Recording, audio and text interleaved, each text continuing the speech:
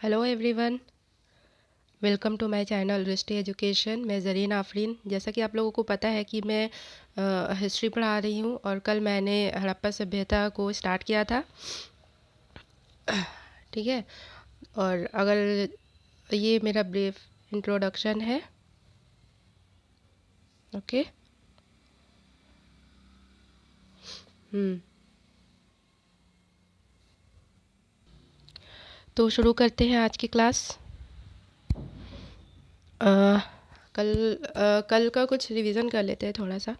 तो अगर किसी ने मेरी कल की क्लास नहीं देखी हो तो कल की क्लास पहले देख लीजिएगा, क्योंकि उसमें मैंने बहुत ही विस्तार से बताया है सारा कुछ। तो कल देखिए, कल हमने क्या पढ़ा था। कल हमने पढ़ा था, एक नॉर्थ का पढ़ा था कि नॉर्थ में क्या है। तो नॉर्थ में क्या है? मांडा। साउथ में, दक्षिण में क्या है? दायमाबाद। पूरब में आलमगीरपुर और पश्चिम में सूतकांगेडोर है। तो इसकी ट्रिक भी मैंने कल बताई थी। तो अगर किसी को याद हो तो कमेंट बॉक्स में कमेंट कीजिए। ठीक है, ये चीज़ याद होनी चाहिए। और एक चीज़ और कि ये जो मांडा है, ये कहाँ पे है? तो ये जम्मू कश्मीर में है। ठीक है। और चिनाब नदी के किनारे है, ये चीज़ याद रखना। और जो सूत कांगे डोर है वो बलूचिस्तान में है और दाश्क नदी के किनारे है। कल कल मैंने ये चीज़ नहीं बताया था कहाँ पे है, तो ये चीज़ याद रखना। जो आलमगीरपुर है वो मेरठ में है। मेरठ कहाँ है? यूपी में। और नदी किस नदी के किनारे? वो हिंडन नदी के किनारे है। और जो दायमाबाद है वो महाराष्ट्र में प्रवरा नदी के किनारे है। देखिए गाइज, ये जो नदियाँ हैं जिसके किनारे, ये भी काफ़ी इंपॉर्टेंट है। ठीक है। तो कल मैंने एक चीज़ और नहीं बताई थी, आज मैं आपको बता देती हूँ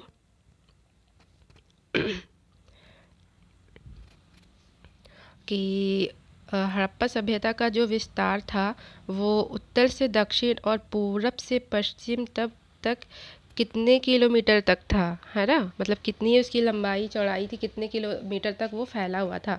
तो आज हम लोग वो चीज़ देख लेते हैं।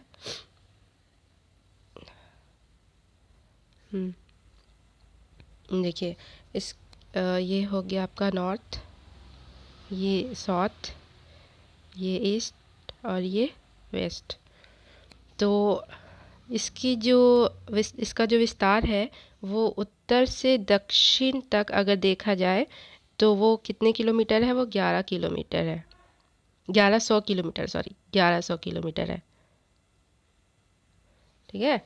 और पूरब से पश्चिम तक इसका विस्तार अगर देखा जाए तो वो कितने किलोमीटर है? वो 1600 किलोमीटर है। ठीक है गाइज।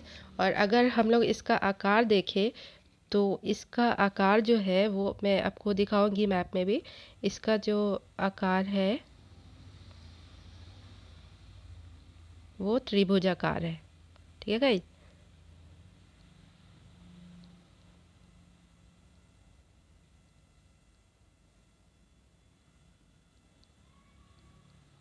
इसका आकार जो है वो त्रिभुजाकार है। तो ये चीज़ याद रखिएगा, ये भी काफ़ी इम्पोर्टेंट है। तो अगला हम चलते हैं, थोड़ा बहुत और कल का रिवीजन कर लेते हैं। तो कल हमने इस मैप से भी आप काफ़ी आसानी से समझ सकते हो। यहाँ पे काफ़ी आराम से दिया हुआ है कि पश्चिम में क्या है? सूतकांगी डोर। उत्तर में क्या है? मांडा। और कहाँ पे? वो भी दिया हुआ है। पूरब में आलमगीरपुर और पश्चिम में, आई मीन सॉरी, दक्षिण में दायमाबाद है। तो इससे भी इसका स्क्रीनशॉट ले लीजिएगा। ये इससे आप लोगों को याद करने में ज़्यादा इजी होगी। ठीक है। तो और कल हमने कुछ इसका नामकरण पढ़ा था कि ये इसे कौन कौन से नाम से जाना जाता है, इसकी खोज किसने करी थी। तो आज इसे हम लोग डिस्कस करेंगे। तो ये जो हड़प्पा सभ्यता है, इसे हड़प्पा सभ्यता कहते हैं क्योंकि इसकी खोज सबसे पहले किसने करी थी? दयाराम साहनी ने। कहाँ करी थी? तो पाकिस्तान के हड़प्पा नामक स्थान में करी थी। ठीक है। इसीलिए इसे हड़प्पा कहते हैं। और इसे सिंधु घाटी की सभ्यता भी कहते हैं क्योंकि ये सिंधु नदी के किनारे, इसका मतलब काफ़ी ज़्यादा सिंधु नदी के किनारे इसका के आसपास इसके स्थल पाए गए हैं। ठीक है गाइज। और इसे एक कांस्य युगीन सभ्यता भी कहते हैं। क्यों? क्योंकि कांसे का प्रथम प्रयोग इसमें हुआ था, याद होनी चाहिए। कल हम लोग इसे डिस्कस कर चुके हैं। और इसे प्रथम नगरीय क्रांति भी कहते हैं। क्यों? क्योंकि पहली बार नगरों का उदय इसी में हुआ था। ठीक है, तो ये सारा तो कल कर चुके थे, तो आप लोग को याद, आज बस रिवीजन कर रहे हैं। अब आज की क्लास हम स्टार्ट करते हैं। ठीक है, कि हड़प्पा का सबसे पहले देखते हैं कि ये जो हड़प्पा है इसकी विशेषताएं क्या थी, यहाँ से क्या क्या मिला है, ये है कहाँ से, खोज किसने करी थी, कब करी थी, तो ये सारी चीज़ देखेंगे। इससे पहले मैं आपको इस मैप में दिखा देती हूँ कि ये है कहाँ पे हड़प्पा। देखिए, तो यहाँ पे आप लोग को देखने के लिए मिलेगा हड़प्पा जो है वो यहाँ है। ठीक है, दिख रहा है ना, वो पाकिस्तान के सिंध प्रांत में है। तो चलते हैं वापस हड़प्पा में।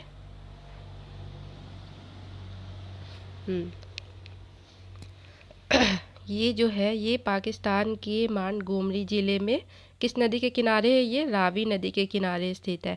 ये चीज़ काफ़ी इम्पॉर्टेंट है कि किस नदी के किनारे बसा हुआ है ये, तो कौन सी नदी है? रावी नदी के किनारे है।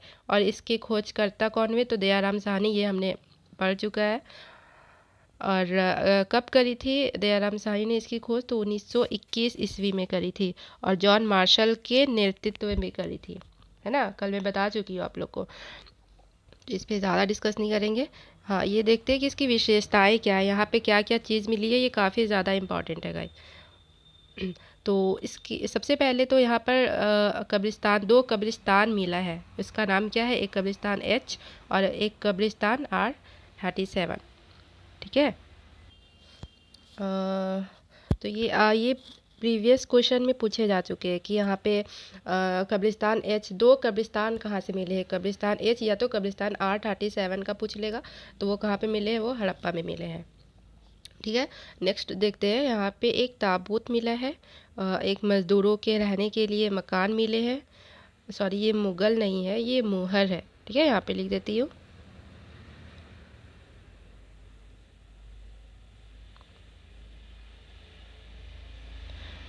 मोहरों पर मछुआरे का चित्र मिला है। जो मुहर होते थे ना, मुहर तो आप लोग समझ सकते हो, आज किसे कहते, तो उस पे क्या मिला है? मछुआरे का चित्र। और कर्मचारियों के लिए आवास मिले हैं। शंख का बना बैल मिला है। शंख का बना हुआ क्या चीज़ था? बैल था। पीतल का बना इक्का और पहिए का साक्षी। देखिएगा, इसमें से ये सारे तो काफ़ी इंपॉर्टेंट है, लेकिन जो प्रीवियस क्वेश्चन पूछे जा चुके हैं और जो आगे भी चांसेस है पूछे जाने के, वो एक तो है, एक यहाँ पे 2 कब्रिस्तान मिले हैं, कब्रिस्तान H और कब्रिस्तान R37।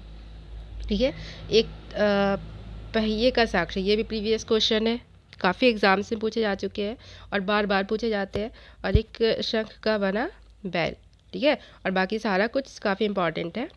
ये सारा एक में आपको किसी भी बुक में नहीं मिलेगा, ये सारे सारे कुछ। ठीक है, तो क्वेश्चन इससे बाहर नहीं जाएंगे। तो अगला देखते हैं हम। अगला है मोहनजोदाड़ो। ठीक है, तो मोहनजोदाड़ो को करने से पहले हम मैप में देख लेते हैं कि मोहनजोदाड़ो है कहाँ। देखिए, तो मोहनजोदाड़ो ये रहा आपका। ठीक है, ये है मोहनजोदाड़ो, ये भी पाकिस्तान में ही है गाइस, आप देख सकते हो, इंडिया और पाकिस्तान का मैप। ठीक है, तो हम चलते हैं मोहनजोदाड़ो में।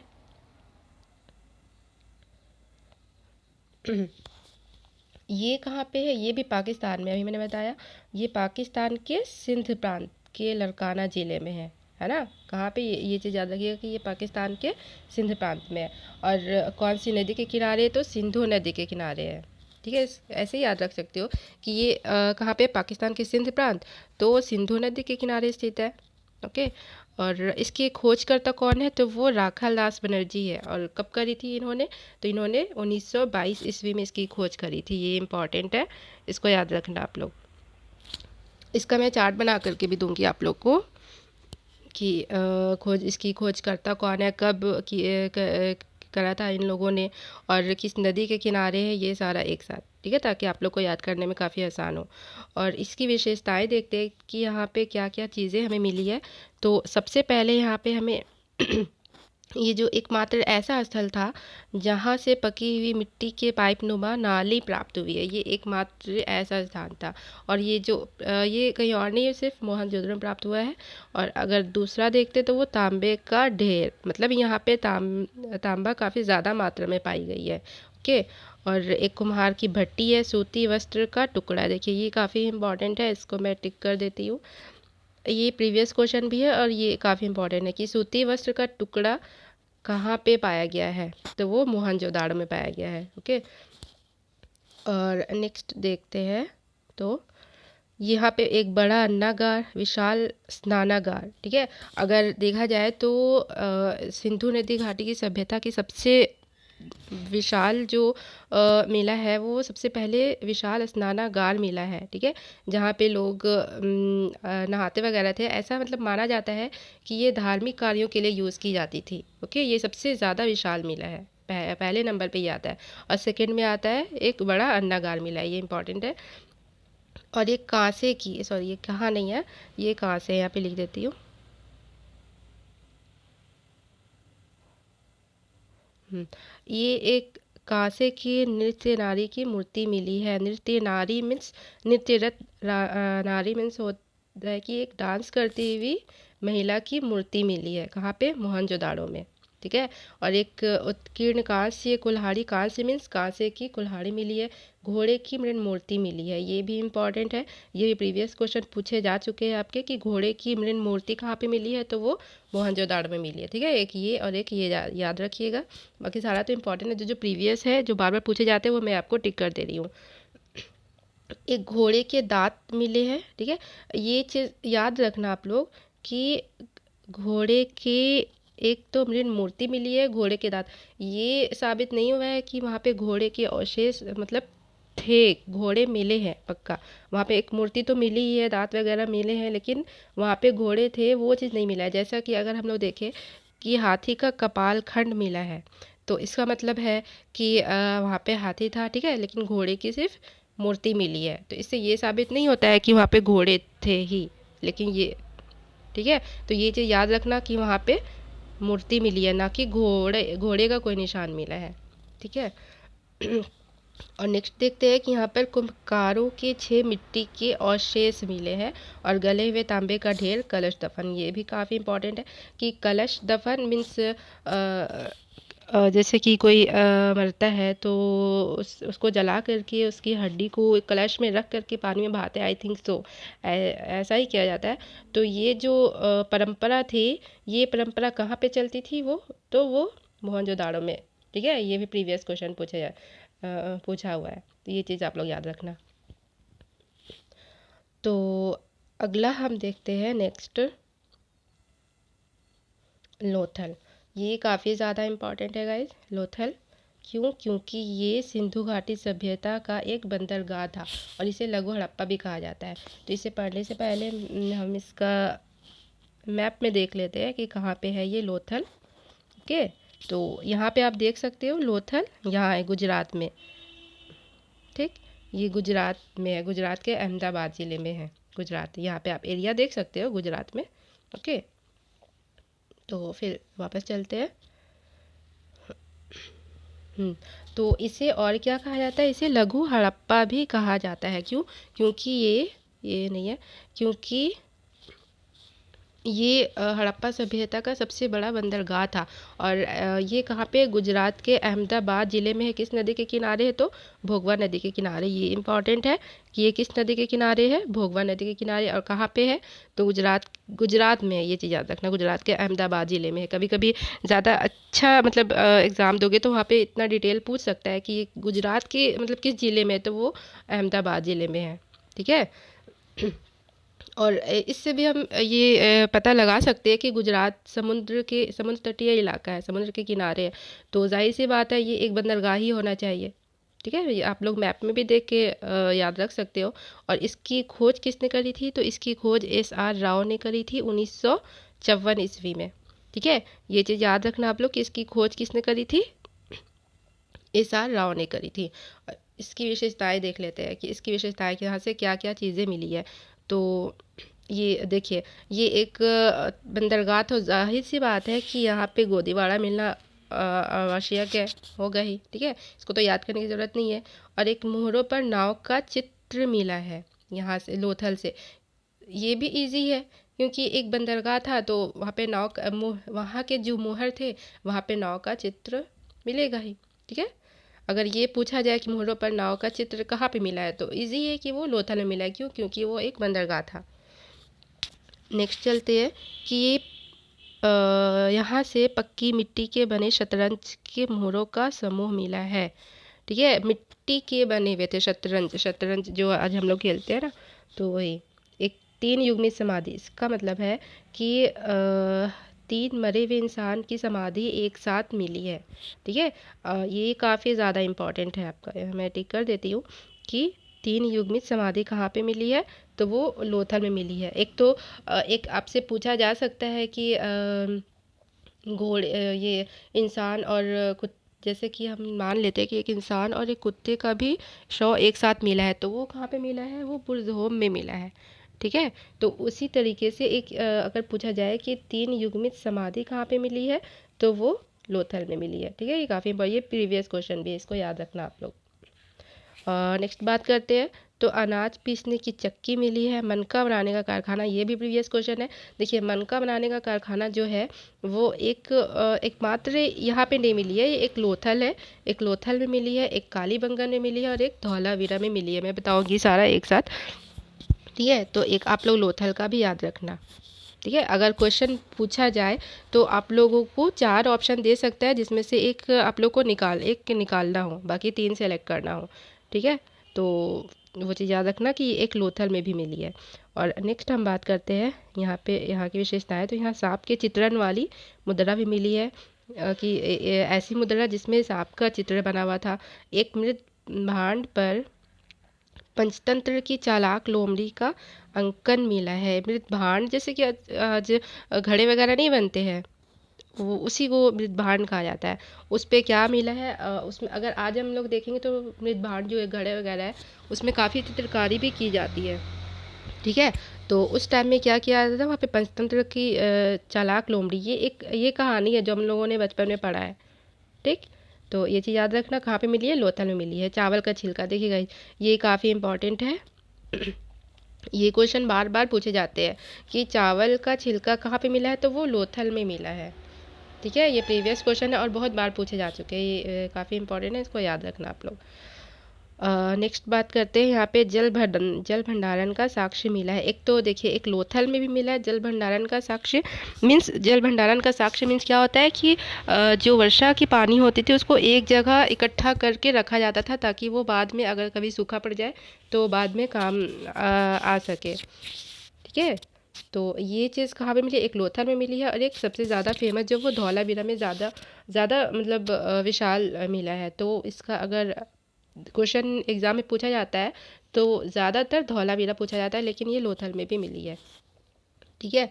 एक अग्निवेदिका, गहने और फारस की मुद्रा, ये फारस की मुद्रा भी काफ़ी इंपॉर्टेंट है गाइस, कि फारस की मुद्रा देखिए, ये जो लोथल है ये एक बंदरगाह है, तो यहाँ पे जाहिर सी बात है दूसरे देश के, दूसरे कंट्री के जहाज़ वगैरह अपने माल ले करके यहाँ पे आते होंगे, तो यहाँ पे दूसरी कंट्री की मुद्रा तो मिलना पॉसिबल ही है ना। तो ये फारस की मुद्रा कहाँ पे मिल सकती है, तो वो लोथल में मिल सकती है, ठीक है। तो इसको याद करना ज़्यादा हार्ड नहीं है। नेक्स्ट चलते हैं। हाँ, नेक्स्ट जो है वो कालीबंगन है। कालीबंगन ही मैं आप लोग को दिखा देती हूँ मैप में कहाँ है, ये राजस्थान में है, ठीक है, कालीबंगन। तो राजस्थान वाले एरिया में देखिए, ये जो राजस्थान वाला एरिया है, तो यहाँ पे जो कालीबंगन है वो यहाँ है, देख सकते हो आप लोग कालीबंगन, ओके। तो चलते हैं नेक्स्ट।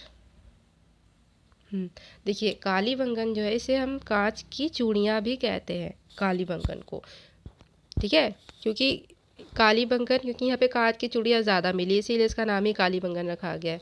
और ये कहाँ पे, अभी मैंने बताया राजस्थान में है। राजस्थान के किस ज़िले में? गंगानगर ज़िले में है ये चीज़ आप लोग को काफ़ी अच्छी एग्ज़ाम में पूछे जा सकते हैं कि ये राजस्थान के मतलब किस ज़िले में पड़ते हैं, तो वो गंगानगर ज़िले में पड़ते हैं। और ये कहाँ पे है? तो घग्गर नदी के किनारे है। ये चीज़ याद रखना, ये काफ़ी इंपॉर्टेंट है। ये चीज़ काफ़ी पूछे जाते हैं कि जितने भी साइट्स है वो किस नदी के किनारे स्थित है। ठीक है, कभी कभी आप लोगों को मिलान करने के लिए भी आ जाएगा, या तो कभी कभी डायरेक्ट भी पूछा जा सकता है। ओके, और नेक्स्ट चलते हैं। तो इसकी खोजकर्ता कौन थे कालीबंगन? ये अमलानंद घोष थे। और उस अमलानंद घोष ने कब करी थी इसकी खोज? तो 1951 ईस्वी में करी थी। ठीक है, तो ये भी इम्पॉर्टेंट है। इसकी खोज किसने करी थी? अमलानंद घोष ने करी थी। इसकी विशेषताएं देख लेते हैं क्या क्या है। एक अलंकृत फर्श मिला है, भूकंप आने का साक्ष्य मिला है। देखिएगा ये काफ़ी इंपॉर्टेंट है, ये भी प्रीवियस क्वेश्चन है, पूछे जा चुके हैं कि भूकंप आने का साक्ष्य कहाँ से मिला है, तो वो हमें कालीबंगन से मिला है। ठीक है, ये चीज़ याद रखना आप लोग, ये काफ़ी इंपॉर्टेंट, ये कहीं और नहीं मिला है। मीन्स उस ज़माने में भी भूकंप आया करते थे। ओके, तो भूकंप आने का साक्ष्य जो है वो कालीबंगन से मिला है, जिससे पता चलता है कि हो सकता है कि यहाँ के स्थल भूकंप आने की वजह से खत्म हुए हो। ओके, नेक्स्ट बात करते हैं। यहाँ पे एक नगर दुर्ग और एक निचली बस्ती मिली है। ओके, देखिए नगर दुर्ग किसे क्या मतलब नगर दुर्ग जो हो गया, जैसे कि पहले के ज़माने में क्या होता था कि कोई अगर क्षेत्र है, कोई नगर है, तो उसे मतलब कि बाहरी हमला से बचाने के लिए चारों तरफ बाउंड्री की जाती, ऊंचे ऊंचे दीवार बनाए जाते थे चारों तरफ। ठीक है, उसी को नगर दुर्ग कहा जाता है। और एक निचली बस्ती भी मिली है कालीबंगन में। ओके, और एक स्त्री और पुरुष का युग्म समाधान, ये इंपॉर्टेंट है गाइज कि स्त्री और पुरुष का युग्म समाधान कहाँ पे मिला है, मतलब स्त्री और पुरुष का साथ में ये समाधान कहाँ पे मिला है, तो वो कालीबंगन में मिली है। ओके, और एक यज्ञ वेदी मिली है। यज्ञ वेदी मीन्स यज्ञ वगैरह हवन वगैरह की जाती थी। एक कुआं भी मिला है, एक वेदिका मिला है, एक आयताकार गर्त मिला है जिसमें पालतू पशुओं की हड्डी और हरिण के सींग भी मिले हैं। ओके, मतलब एक कुआं, एक वेदिका और एक आयताकार गर्त। एक गर्त मीन्स एक गड्ढा। ठीक है, एक आयताकार, आयताकार मीन्स ये हो गया। एक आयताकार गड्ढा मिला है ऐसा, जिसमें क्या क्या मिले हैं? एक पालतू पशुओं की हड्डी और एक हरिण के सींग मिले हैं। ओके, और एक अग्निकुंड है। ये देखिएगा, ये काफ़ी इंपॉर्टेंट है। ये तो एसएससी वगैरह में पूछे जाते ही जाते हैं कि हल चलाने का साक्ष्य कहाँ पे मिला। और एक ऊँट की हड्डी, देखिए ये ऊँट की हड्डी काफ़ी अच्छे अच्छे एग्जाम से पूछे जाते हैं। और हल चलाने का साक्ष्य, ये चीज़ कि हल चलाने का साक्ष्य कहाँ मिला है? कालीबंगन में। और इसके दो क्वेश्चन बन सकते हैं, एक तो ये साक्षी हो गया, और हल एक मिट्टी के बने हल का जो चित्र है मिट्टी का बना हुआ, वो कहाँ पे मिला? वो बनवाली में मिला। आगे हम बात करेंगे। तो ये दो चीज़ काफ़ी मतलब उलझ जाते हैं कि हल चलाने का साक्ष्य कहाँ मिला है और हल का चित्र कहाँ मिला है। तो चित्र की अगर बात की जाए तो वो बनवाली में मिली है चित्र। ठीक है, अगर चित्र की बात की जाए तो वो बनवाली में मिली है। और अगर हल चलाने का साक्ष्य मीन्स वहाँ पे हल चलाया जाता था, तो ये कहाँ पे मिला है? ये कालीबंगन में मिला है। ओके, और एक ऊँट की हड्डी, ये काफ़ी इंपॉर्टेंट, ये प्रीवियस क्वेश्चन पूछे जा चुके हैं। एक ये और एक ये। ठीक है, कि ऊँट की हड्डी कहाँ मिली है? तो वो कालीबंगन में मिली है। नेक्स्ट चलते हैं आमरी। तो ये ज़्यादा इंपॉर्टेंट नहीं है, बस इसका इतना याद रखिएगा कि ये कहाँ पे स्थित है। तो ये पाकिस्तान के सिंध प्रांत में स्थित है ये भी। और यहाँ से क्या मिले? तो 12 सिन्हा हिरण के अवशेष मिले हैं। ओके गाइस, ये चीज़ याद रखना आप लोग। तो आज के लिए इतना ही। और अगर जिसने मेरी प्रीवियस क्लास, कल की क्लास नहीं देखी हो, उस क्लास को देख लीजिएगा तो आप लोग को ज़्यादा क्लियर समझ में आएगी। ओके गाइस, तो अगर आप लोग को कुछ पूछना हो तो कमेंट बॉक्स में बता सकते हो। और अगर मेरी क्लास अच्छी लगी हो थोड़ी सी भी तो सब्सक्राइब कर दीजिएगा, लाइक कर दीजिएगा और कमेंट कर दीजिएगा। ओके, और अपने दोस्तों के साथ शेयर भी कीजिएगा। ठीक है गाइस, बाय।